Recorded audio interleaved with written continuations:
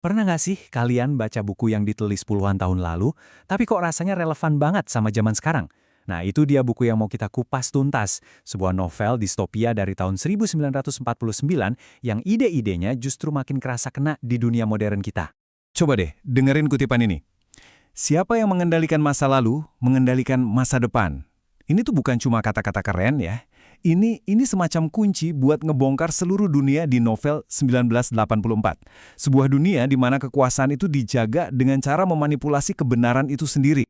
Oke, jadi kita bakal ngelewatin 5 bagian utama.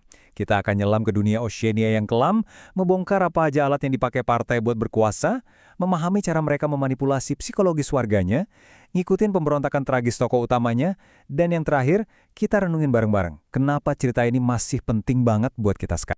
Selamat datang di Oceania. Yuk kita langsung masuk ke dunianya yang suram dan mencekam, yang jadi latar dari semua kejadian di buku ini. Oke, kenalan dulu yuk sama tokoh utama kita, Winston Smith. Dia ini bukan pahlawan super atau gimana ya, cuma pegawai biasa aja. Dia tinggal di sebuah negara adidaya namanya Oceania, yang diperintah sama sebuah entitas misterius yang disebut partai. Coba bayangin hidup di sana. Plester langit-langit yang copot, lift yang nggak pernah jalan, kopi yang rasanya aneh. Jadi penindasan di sini tuh bukan cuma soal aturan, tapi benar-benar dirasain setiap detik lewat ketidaknyamanan fisik yang nggak ada habisnya. Kebutuhan paling dasar aja susah, semua demi kekuasaan partai. Terus, di mana-mana ada kalimat ini.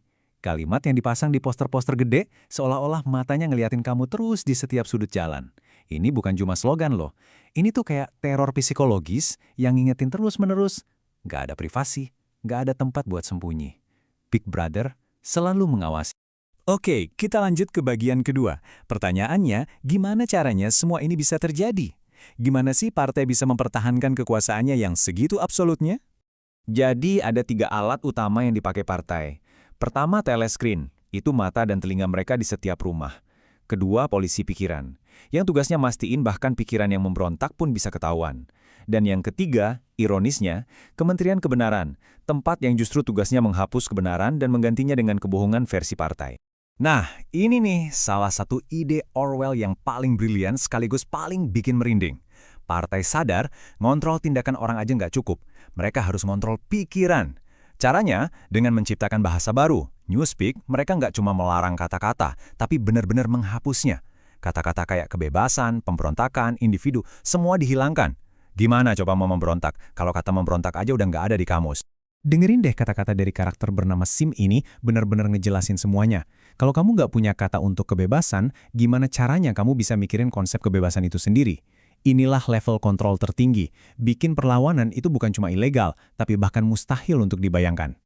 Oke, dari kontrol fisik dan bahasa, sekarang kita masuk lebih dalam lagi ke pikiran manusia itu sendiri. Bagian 3, psikologi kekuasaan. Nah, ini konsep yang penting banget buat dipahami. Namanya doublethink. Ini artinya, kamu tahu sesuatu itu bohong, tapi di saat yang bersamaan, kamu percaya itu adalah kebenaran. Semacam senam otak yang bikin warga bisa nerima propaganda partai yang paling nggak masuk akal sekalipun. Nah, ini dia contoh nyata doublethink dalam praktek. Perang adalah damai, kebebasan adalah perbudakan, ketidaktahuan adalah kekuatan. Ini bukan slogan biasa kan? Ini jelas-jelas kontradiktif, tapi harus diterima sebagai kebenaran mutlak. Inilah fondasi realitas yang diciptakan oleh partai. Partai juga punya cara licik buat ngendaliin emosi massa. Mereka menciptakan musuh bersama, terus setiap hari ada ritual namanya 2 minutes hate. Warga disuruh nonton film musuh-musuh partai dan meluapkan kebencian mereka. Jadi semua frustrasi dan kemarahan karena hidup susah dialihkan ke target yang udah disiapin partai. Bagian 4, pemberontakan yang sia-sia. Dan di tengah semua kegilaan ini, ada satu orang yang coba melawan. Pemberontakan Winston itu dimulai dari hal-hal kecil.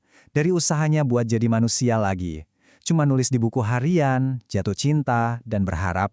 Tapi di dunia itu, 3 hal ini adalah kejahatan besar. Sebuah perjuangan putus asa untuk jadi manusia di dunia yang nggak manusiawi. Tapi ya, namanya juga melawan negara totaliter. Udah bisa ditebak akhirnya gimana. Mereka akhirnya ketangkep dan dibawa ke tempat yang namanya paling ironis, Kementerian Cinta. Disinilah negara menghancurkan siapapun yang berani melawan.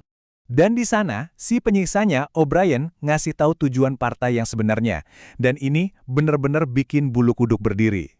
Mereka tuh nggak cuma mau menghukum, tapi mau mengubah orang. Bukan menciptakan martir, tapi menciptakan penyesalan. Tujuannya adalah merusak jiwa seseorang, lalu membangunnya kembali sesuai keinginan mereka. Puncaknya ada di kamar 101, tempat di mana mimpi terburukmu jadi kenyataan. Disinilah semangat Winston akhirnya hancur lebur, sampai dia dipaksa melakukan hal yang paling gak terbayangkan, mengkhianati satu-satunya orang yang dia cintai. Dan semua kengerian ini membawa kita ke bagian terakhir. Kenapa sih kita masih ngomongin buku ini lebih dari 70 tahun setelah terbit? Kita harus ingat, Orwell nulis ini bukan cuma ngarang bebas. Dia ngeliat langsung gimana rezim-rezim totaliter berkuasa, dan dia nulis 1984 sebagai sebuah peringatan tentang apa yang bisa terjadi kalau tren-tren semacam itu nggak dilawan. Dan peringatannya itu masih nyambung banget. Sampai ada pengguna Reddit yang bilang, buku ini wajib dibaca karena penting banget secara budaya. Buku ini udah jadi semacam acuan buat kita ngobrolin soal kekuasaan, kontrol, dan kebenaran. Pengawasan massal, penyebaran misinformasi alias berita palsu, manipulasi bahasa di dunia politik. Kedengarannya kayak cerita fiksi tahun 1949 atau kayak berita utama hari ini. Konsep-konsep kayak Big Brother, polisi pikiran, doublethink, semuanya jadi bagian dari bahasa kita sehari-hari karena emang pas banget buat ngegambarin kekhawatiran kita di era digital ini. Jadi, pada akhirnya, kita ditinggalin sama satu pertanyaan besar. Peringatan Orwell itu bukan ramalan, tapi lebih ke sebuah tantangan buat kita semua. Di tengah lautan informasi dan teknologi pengawasan yang makin canggih, buku ini seolah nanya ke kita, apa peran kita dalam menjaga kebenaran dan kebebasan berpikir?